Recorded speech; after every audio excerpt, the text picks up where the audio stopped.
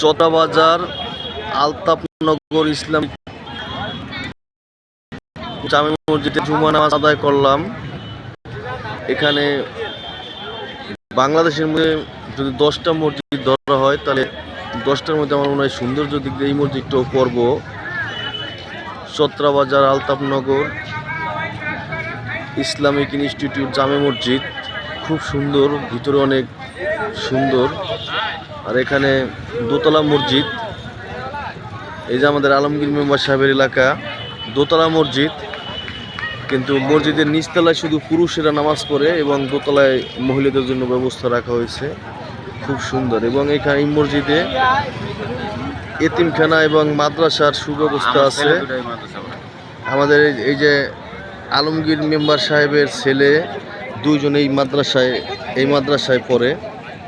খুব সুন্দর মসজিদ, মনোরম পরিবেশ এবং এখানে হাজার হাজার লোক নামাজের জন্য আসে, দূর দূরান্ত থেকে আসে নামাজের জন্য, খুব সুন্দর।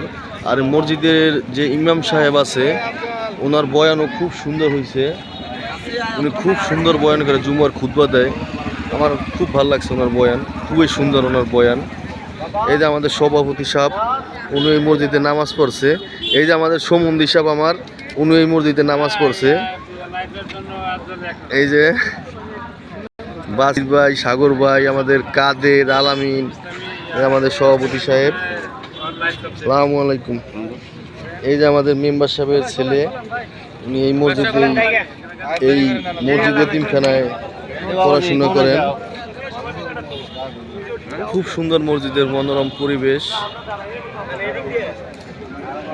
অফিসার, আপনি যে এই আলতাফনগর ইসলামিক ইনস্টিটিউট মসজিদে যে নামাজ পড়লেন, এই মসজিদটা আপনার কাছে কেমন লাগছে বলেন? ইনশাআল্লাহ খুব ভালো লাগছে।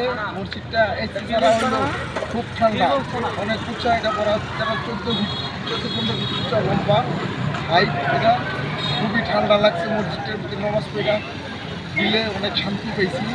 ইনশাআল্লাহ আমার কাছে খুব ভালো লাগছে। ধন্যবাদ আপনাকে।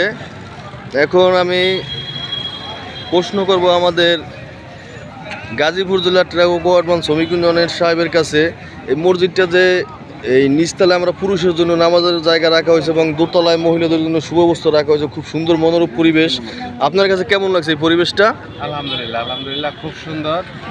এই গ্রাম এলাকায় এত সুন্দর একটা মসজিদ, তারপরে সুন্দর মেয়েদের ছেলেদের আলাদা আলাদা সুব্যবস্থা, খুব সুন্দর যে মসজিদটা বানাইছে। ধন্যবাদ। এবং এই মসজিদের যে ইমাম সাহেব যে উনি জুমার খুতবা দিলেন, ওনার খুতবা আপনার কাছে কেমন লাগছে? খুব ভালো লাগছে, আলহামদুলিল্লাহ। খুব সুন্দর খুতবা পাঠ করছে এবং অনেক মুসল্লি এবং নারী পুরুষ আলাদা আলাদা স্থান করে দেওয়াতে খুব সুন্দর হয়েছে, খুব সুন্দর মসজিদ। ধন্যবাদ আপনাদের সবাইকে।